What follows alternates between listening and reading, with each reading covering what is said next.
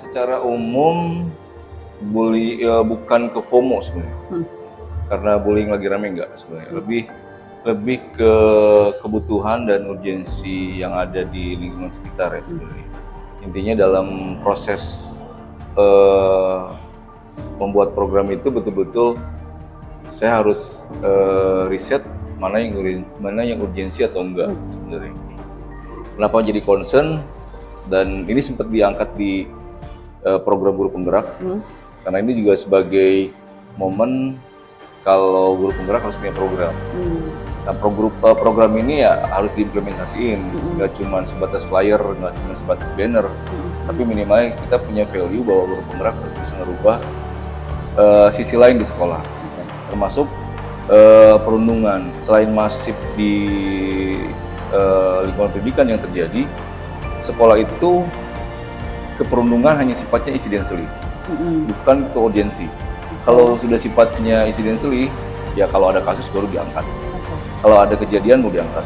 Tapi kalau misalnya sifat urgensi, berarti kan standing legalnya, kemudian kepengurusannya, rules-nya, sampai ke permasalahan semacam penindakan dan pencegahan itu pasti ada.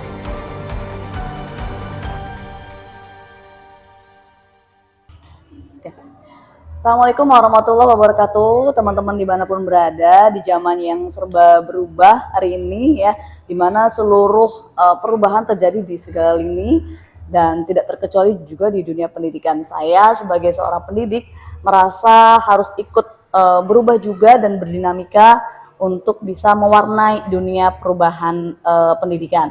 Hari ini saya sudah berada di SD Negeri Kebon Baru 4 ya, bersama seorang sahabat saya, kawan lama, teman diskusi, teman berantem gitu ya.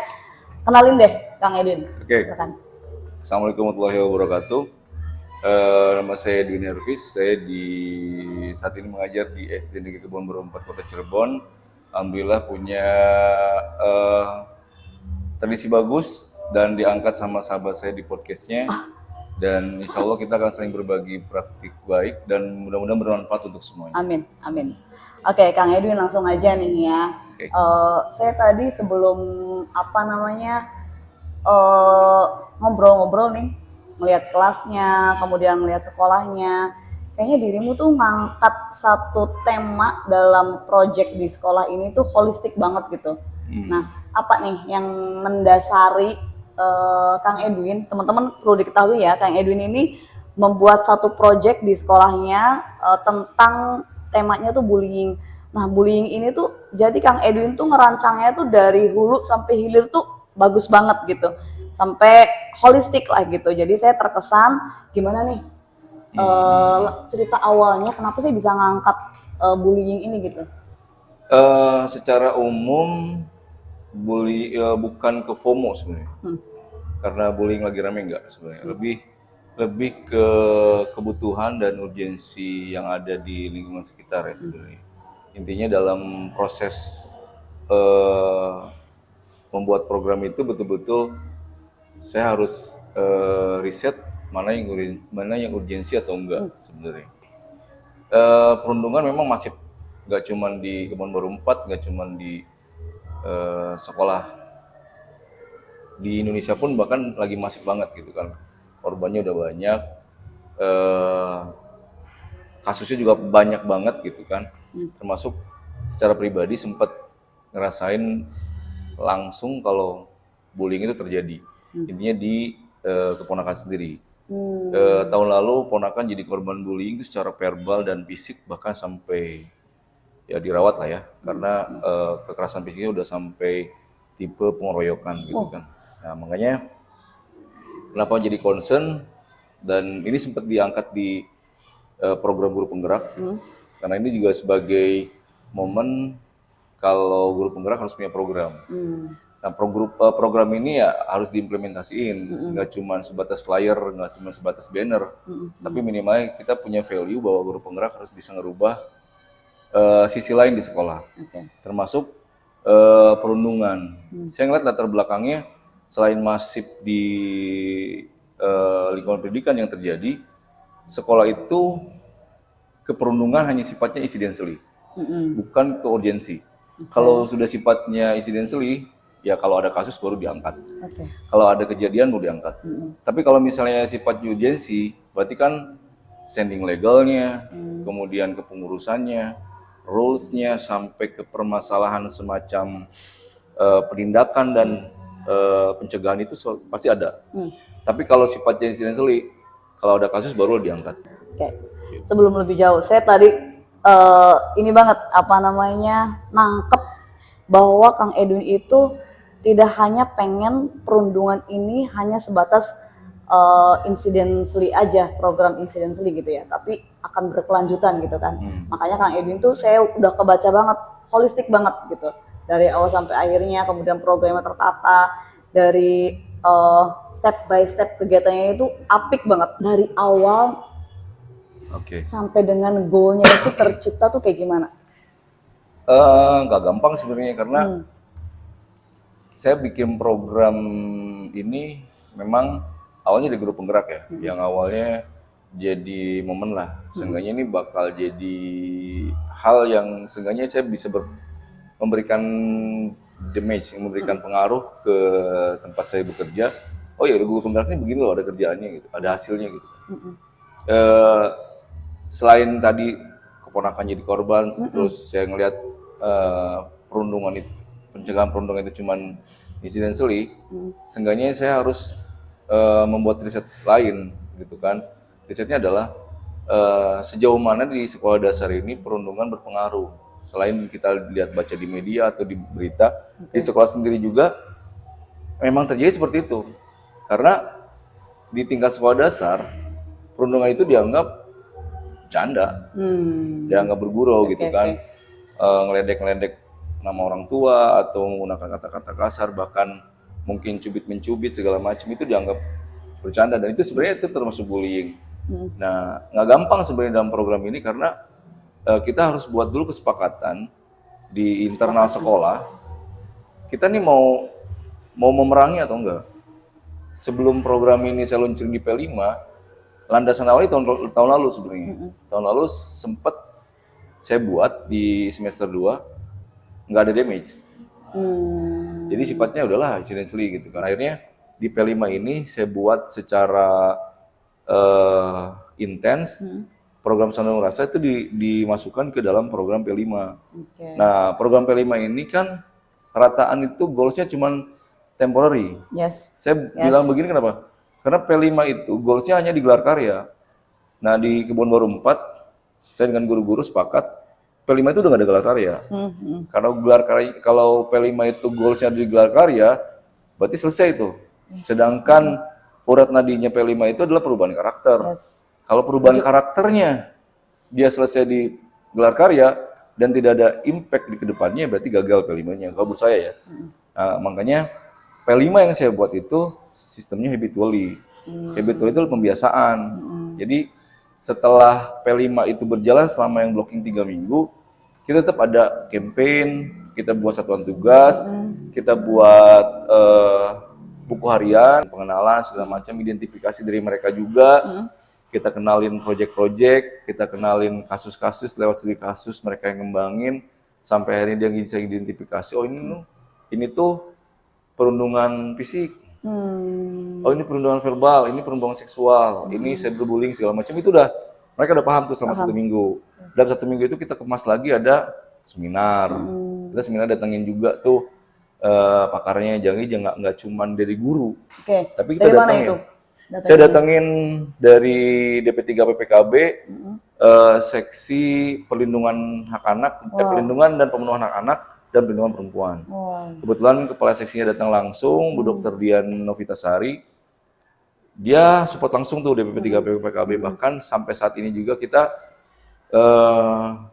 terjalin panjang. Karena ada sharing program sama DP3 PPKB, nggak cuman untuk siswa. Tapi kita karena Sandung Rasa itu jadi sebuah program yang ada di bawah TPPK, kita buat program kerja. Program kerja seperti apa? Setelah kegiatan P5, Sandung Rasa itu programnya panjang. Mereka bikin project yang kita buat tuh campaign. Anak-anaknya. Ya, campaignnya kita manfaatin juga eh, TIK. Supaya Bikin apa anak-anak tuh? Bikin apa? ya bikin pin, bikin apa namanya, Kayak gini. ya kayak gini. Ini pin satuan tugasnya. Kalau ini hasil anak-anak. Nah, ini hasil anak-anak, mereka bikin di Canva, menggunakan belajar ID, mereka project, buatin ke kita yang nge-print. Oke. Nah, berapa banyak yang di-print? Sejumlah anak yang ada di Kebon Berempat. Jadi ada 530 anak. Berarti ya 530 anak dibagi berarti ya berapa kelompok ya? Kelas 5B itu ada 10 kelompok. Enggak. 7. Totalnya ada 20 kelompok. Jadi 530 orang itu dibagi 20 kelompok. Dan itu mereka sendiri ngeprint. Hasil ini hasil kelompoknya. Jadi mereka mendesain sendiri. Mereka desain diwakili sama biasanya satu anak. Siapa yang mau bikin desain banner? Mereka yang buat. Siapa yang bikin desain pin? Beda lagi orangnya. Jadi nanti anak-anak itu yang nyiptain ini bakal, oh ini karyanya saya nih, gitu kan. Jadi selain mereka campaign, saya ngembangin life skill mereka di bidang desain, gitu kan. Jadi nggak cuma di campaign anti bullyingnya, tapi mereka juga saya manfaatin. Oh mereka nih bisa nih bikin hal-hal kecil kayak belajar TIK, kemudian belajar desain secara sederhana dan akhirnya bisa diwujudkan gitu kan. Dicetak, lalu campaignnya itu mereka sendiri yang datang ke kelas lain. Membagikan ini tuh, terus dipasang-pasangin wow, tuh, ya kan? Ke adik-adik kelasnya dong. Ke adik kelasnya sambil dia ngomong besok nggak boleh ngebully ya. Narasumber meskipun narasumber nggak dibayar ya, tapi tetap aja kita juga harus kasih uang transport atau segala macam. Termasuk banner juga kita lagi print. Itu banner nanti akan totalnya ada berapa ya? 20 lembar. Udah jadi tinggal dipasang, nanti tinggal dipasangin di minggu depan karena program kerjanya minggu depan itu Satgas. Nah, Satgas itu kita buat juga nih di kegiatan P5 namanya Satu Anak Kandung. Satu anak kandung itu singkatan dari Satuan Tugas Anti Kekerasan dan Perundungan. Nah, satu anak kandung ini simboliknya itu mereka punya pin namanya Satu Anak Kandung. Satuan tugas ini mereka tugasnya banyak sebenarnya. Satu, mereka mau monitoring di kelasnya masing-masing karena ini satuan tugas itu satu kelas 5 orang. Tapi masih kelas 5 ya. Insya Allah di semester 2 fase B dan fase C bakal dikeluarkan. Fase B kelas 3 4 udah mulai kita seleksi untuk satgasnya. Kemudian untuk kelas 6 ada kelas 6 itu karena kita P5-nya cross program, jadi mereka pakai programnya anti bullying. Nah, mungkin nanti mereka besoknya cuman bikin program-program pembiasaan yang sifatnya lebih penguatan.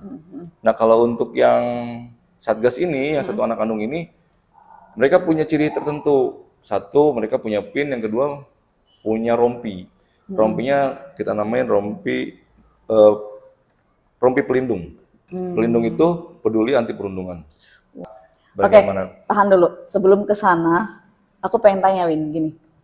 Tadi kan, ini kan Senandung Rasa nih, programnya namanya. Bagus banget gitu ya, udah holistik, bagus sampai dengan anak-anaknya itu bikin produk gitu kan ya Win, bikin banner segala macam sampai diasah ininya kemampuan life skillnya juga. Kemudian tadi saya lihat ada kayak poster gitu, anak-anak tuh bikin poster kayak semacam ini diingetin soal pojok-pojok kelas tuh bikin anti bullying gitu kan. Ada. Di situ ada saya menarik banget. Di situ saya lihat anti bullyingnya tuh ada satu poster ancaman penjaranya, kemudian apa namanya, Win, apa sih dasar hukumnya? Dasar hukumnya ada. Sepenting itu ya. Kalau anak-anak sampai ke dasar itu loh dikenalkannya. Permasalahannya kan karena mereka nggak bisa ngebedain, kalau perundungan sama bullying sama bercanda itu nggak ada bedanya. Hanya kan kita belajar identifikasi seperti apa, bahkan ancamannya seperti apa gitu kan, bahkan kita kasih secara real kejadian-kejadian yang terjadi secara bullying tuh mereka biar tahu. Dan hukuman bagi mereka sendiri juga mereka harus tahu gitu kan. Meskipun kalau secara hukum kriminalitas mungkin itu tinggi ya, tapi kita tetap buat seedukasi mungkin kalau sekolah ini nggak menghukum, tapi lebih ke membuat konsekuensi. Akhirnya kita sepakat di 3 kelas 5B 5C karena paralel.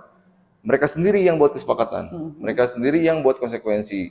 Macam-macam kok konsekuensinya, ada yang larangan tidak boleh sekolah 2 hari, ada yang nulis 3 Itu lembar. disepakati oleh anak-anak. Mereka sendiri, saya nggak nyuruh, biarin aja. Kasarnya ya, lu sendiri deh kalau lu ngelakuin kayak gimana. Kamu sendiri yang ngelakuin, kamu sendiri yang hukum diri kamu sendiri. Kalau itu nggak baik, gitu kan. Dan akhirnya mereka banyak kok yang nuang itu di apa namanya, wall consequence namanya. Itu mereka tempelin sendiri-sendiri. Ada yang push up, ada yang lari, ada yang nggak boleh masuk, ada yang nulis satu halaman penuh, macam-macam. Itu saya nggak apa namanya, nggak ngebatasin mereka hukumannya seperti apa. Bahkan ada yang laporkan polisi, ada. Wow. Tapi tetap sekolah harus punya rule. Rule-nya kita harus punya standing legal, karena kita juga alhamdulillah nih, selain ditempel DP3 PPKB, kita juga didampingin untuk program kerjanya. Kebetulan komite sekolah di saya ini juga salah satu dosen pengajar di universitas, dia khusus untuk perundungan, dan juga ketua TPPK di kampusnya.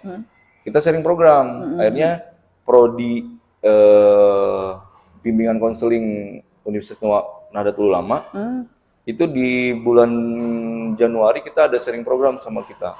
Besok, Januari Insya Allah besok. Januari besok. Nanti mereka akan kirim timnya sharing program sama guru. Sama guru dulu ya, karena guru nanti bakal ketemu langsung sama bullying ya. Gimana sih cara ngadepin perundungan? Gimana sih cara nyikapin perundungan seperti apa? Coachingnya seperti apa sama anak-anak, konselingnya seperti apa? Terus ngebina pelakunya kayak gimana? Terus ngelindungin korbannya seperti apa? Nanti bakal ada program. Teman-teman, ini senandung rasa, kemudian bagus banget pinnya, hasil karya anak-anak ya. Kemudian di sini ada kawanmu bukan lawanmu ya, kita semua bersaudara. Ini bagus banget kalau teman-teman bisa melihat nih, love and respect, friendship forever. Itu anak-anak yang buat. Ini anak-anak yang buat ya. Terus desainnya yang buat mereka, kemudian dikasihin ke teman-temannya, disematkan sendiri sambil bilang besok jangan bully ya gitu ya. Sebenarnya ada good value yang ditanamin ke anak-anak. Yes. Ada good value. Aku tanya itu. Ada good value. Apa yang ingin ditanamkan dari program ini? Sehingga di saat mereka memang ngebiasain mereka pakai pin itu nggak mudah sebenarnya. Sekarang juga banyak kok yang tiba-tiba pinnya, tapi di grup WhatsApp orang tua saya juga ke wali kelas. Ini bukan program kelas 5. Ini program TPPK. Seenggaknya saya mengingatkan aja supaya di pin itu nggak dicopot di rumah. Simpen di tasnya. Di saat nanti dia nggak dipakai, dia ada di tas. Banyak kok yang nggak pakai tiba-tiba gitu kan, karena mungkin lupa, karena belum terbiasa. Makanya kita biasain. Kadang-kadang kalau misalnya ada yang nggak pakai pin, ayo pinnya mana? Dirimu udah pakai, aku pakai nih. Boleh pakai. Satgas itu juga saling berkeliling. Nah, Satgas itu berkeliling supaya mereka, pinnya mana? Kok nggak pakai pin ke adik kelasnya, kakak kelasnya. Jadi intinya adalah kepembiasaan itulah, karena bullying itu bakal dicegah kalau kita sudah biasain hal positif. Kalau misalnya hal-hal positif kayak udah malu deh nggak mau ngerundung gitu kan. Memang nggak gampang ngerundung itu karena mereka masih terbiasa bercanda. Contoh maaf ya, nyebutin nama bapak, nyebutin nama ibunya itu udah biasa buat anak-anak. Tapi kan seenggaknya mereka udah mulai ngeredam. Nanti dilaporin sama Satgas, ada bukunya. Itu di minggu pertama kemarin, di minggu pertama kita program udah jalan, itu 1 lembar tuh penuh, 1 minggu itu. Pelakunya 1, 2, 3 orang lah, yang itu aja gitu kan. Dan itu udah ada. Nanti kita panggil, kita edukasi lagi. Edukasi, besok nggak boleh begini banyak. Nanti rules-nya kan ada. Bahkan kita nih bikin rules-nya persuasif. 1 kali teguran, 2 kali kita panggil orang tua secara parenting, 3 kita sanksi secara administrasi, yang keempat 4 kali melakukan ya otomatis cari sekolah yang lain. Bahkan kita juga bikin di pemberitahuan di pemberitahuan di mana, di WEG atau di WhatsApp group. Ini kita buat scan barcode ini, anak-anak bakal terscan. Jadi bisa lapor di mana aja ya? Bisa lapor Nggak di mana hanya aja, di bisa lapor di mana sekolah aja. atau gurunya gitu kan? Bisa di mana aja mereka ngelaporin. Jadi kalau misalnya mereka udah di rumah, apalagi kalau di fisik ya, fisik yang ada buktinya kan fisik, cyberbully, itu kan ada seksual, itu kan ada tuh, ada bukti fisiknya. Mereka screenshot atau mereka lampirin buktinya, jadi bukti laporan ke kita, jadi kita bakal langsung investigasi, langsung kita tindak. Oke. Mungkin sebelum terakhir nih, Win. Boleh nggak saya kasih satu pemikiran saya gitu ya, pemikiran saya gitu. Entah itu sudah dilaksanakan atau dalam waktu berjalan, mungkin Edwin di sekolah juga melaksanakan itu gitu. Ada nggak ranah ketika kita Edwin melaksanakan dirimu gitu, melaksanakan kegiatan ini, program ini gitu, dari mulai awal perencanaan sampai dengan nanti goalnya mungkin dan seterusnya akan menjadi sebuah habit ya, kebiasaan gitu. Ada nggak selain dari project itu anak-anak bikin desain, anak-anak bikin poster, kemudian mengkampanyekan, kemudian apalagi ya bikin catatan harian kan, kemudian juga tadi sampai bikin kode batang gitu, barcode. Ada nggak ranah? Seminar juga pernah kan, segala macam dari pakarnya. Ada nggak program yang ranah yang menyentuh kesadaran diri siswanya itu? Menyentuh sisi batin siswanya bahwa oke, aku nggak boleh perundungan. Kesadaran dirinya itu dibentuk nggak? Ya, intinya kan tadi saya bilang proses bullying itu bukan paksaan sebenarnya, tapi lebih ke pembiasaan. Proses anti-bullying itu? Anti-bullying itu kan bukan dipaksa. Mereka perlahan dikenalin, mereka diidentifikasi dengan cara-cara menyenangkan, dengan cara-cara kanak-kanak. Kita di lingkungan sekolah dasar ya, jadi dengan SMK SMA yang mungkin tipe pendekatannya berbeda. Karena udah masuk pedagogi. Kalau di pedagogi kan seperti pendekatannya menyenangkan, anak-anak, gaya anak-anak gitu kan. Terus buat sebuah program yang nggak jadi paksaan tapi jadi beban gitu. Jadi bukan sebuah beban tapi jadi sebuah tanggung jawab yang sifatnya pembiasaan tadi gitu kan. Kita buat beberapa setiap pagi juga ke wali kelas, kebetulan ini kelas 5 sebagai role model.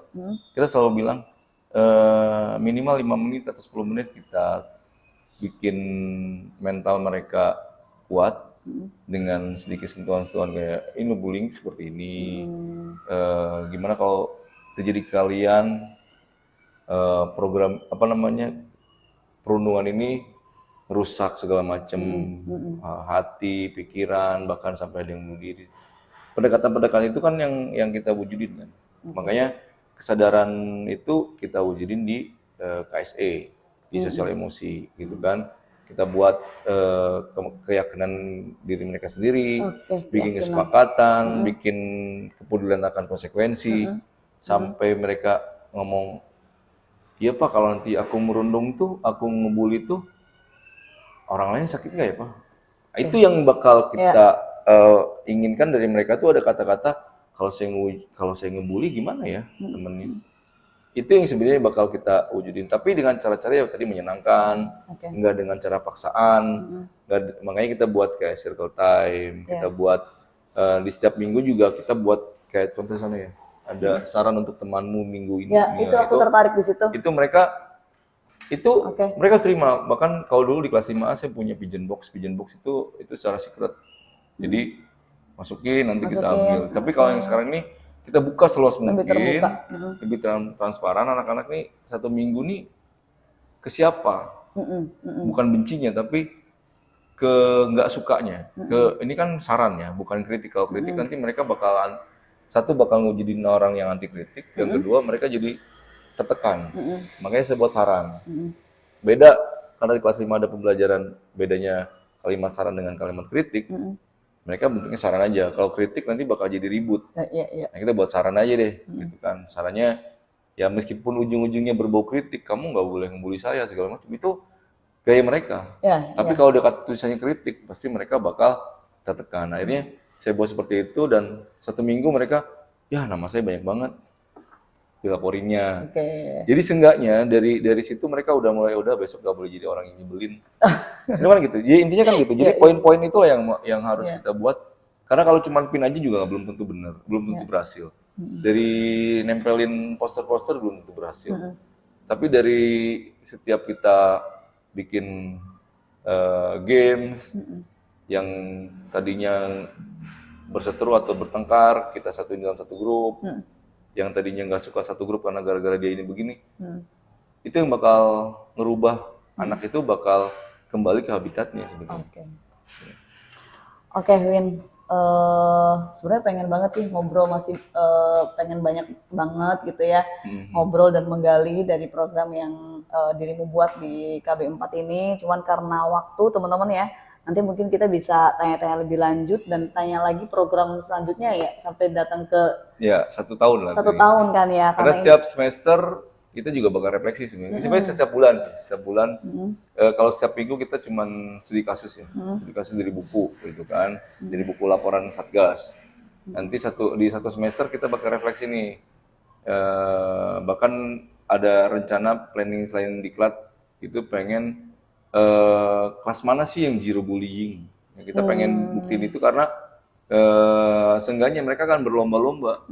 Kalau udah berlomba-lomba ke hal yang baik, ini bakal seru dibandingkan kalau kita kadang-kadang kan kita cuma mikir berlomba-lomba nilai baik dan nilai-nilai bagus. Gimana kalau kita berlomba-lombanya ke yang anti bullying itu nggak ada. Gitu. Seenggaknya nanti di semester 2 kita lagi bikin program yang kira-kira apa lagi nih yang bakal ngerubah supaya anak-anak ini berlomba-lomba nggak ngebully.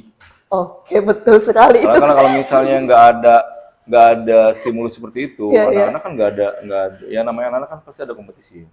Apalagi di Kebun Berempat yang udah jadi tradisinya kompetisi, minimalnya termasuk nggak cuma di bullying ya, di kelas aja kita di setiap kelas aja kita sudah ngasih masukan ke ibu, ke kepala sekolah. Setiap Senin kita umumin, Bu, kelas mana yang paling bersih, kelas mana yang paling kotor. Kelas kotor kita kasih hadiahnya tong sampah. Hadiah yang paling bersih kita kasih trofi. Dan itu nggak ada nilainya di rapot ya, Bin? Nggak ada. Rapot itu kadang-kadang kan kita sekolah itu hanya stuck di nilai-nilai yang angka aja. Angka gitu kan. Yang normatif segala macam itu kan nggak dapet. Seenggaknya minimalnya dari kita ngerubah hal yang sekecil itu dan mereka udah terbiasa ngelakuin, seenggaknya bisa dampaknya ke SMP, ketika sekolah lanjutnya dia udah ngapain, udah nggak ada untungnya gitu kan. Makanya ya lebih lanjut lagi yang long lasting life mereka kan. Yang long lasting gitu. itu yang harus dicari kan intinya. Kalau misalnya cuman tipenya kita beres gelar karya, tetap aja ada buang sampah sembarangan, plastik di mana salah. Itu kan yang nggak suka dari P5 itu kan ya tadi, makanya kita manfaatin P5, ya dibalikin lagi. Gimana kalau P5 itu kita bikin program yang nanti sifatnya bakal permanen. Oke, udah akan menjadi habit ya, Win. Jadi habit intinya. Oke, Win, makasih banget atas waktunya, thank you atas berbagi sharingnya. Mudah-mudahan ini bisa menginspirasi. Nah, sebelum ditutup nih, Win, ada nggak pesan buat teman-teman guru nih di sana di Kota Cirebon dan di seluruh Indonesia mungkin ya? Ada nggak yang mau memulai program bullying? Mulai dari diri kita sendiri. Kalau perundungan itu adalah hal yang dibenci. Buat sekolah ini di kelas ini menyenangkan. Intinya jangan sampai kita takut untuk berbuat benar, apalagi kita mencegah perundungan. Intinya jangan sampai kita sendiri menjadi korban perundungan. Oke, Win, terima kasih banyak atas waktunya hari ini, berbaginya, sharingnya. Mudah-mudahan bisa bermanfaat untuk teman-teman semuanya ya. Nah, hari ini juga saya berkesempatan baik untuk memberikan satu buah kenang-kenangan untuk sahabat saya, Edwin. Ini dari Gerakan Sekolah Menyenangkan. Oke. Tahu kan, Win? Tahu. Ini adalah inspiratif. Bukunya Pak Rizal dan Bu Novi, bagaimana beliau mendirikan Gerakan Sekolah Menyenangkan. Mudah-mudahan bisa lebih inspiratif buat ngebangun kelas yang menyenangkan anti bullying ini. Karena kalau kelasnya udah menyenangkan, nggak ada yang namanya bullying sih. Yes, betul. Mudah-mudahan bisa menemani kamu Oke. terus berinspirasi, terus menjadi guru yang Amin. menyenangkan. Intinya itu. Oke, Terima thank kasih. you Edwin. Thank you. Buya, thank you. Oke, terima kasih teman-teman semuanya. Sampai jumpa di podcast selanjutnya. Saya dan Edwin. pamit undur diri. Assalamualaikum.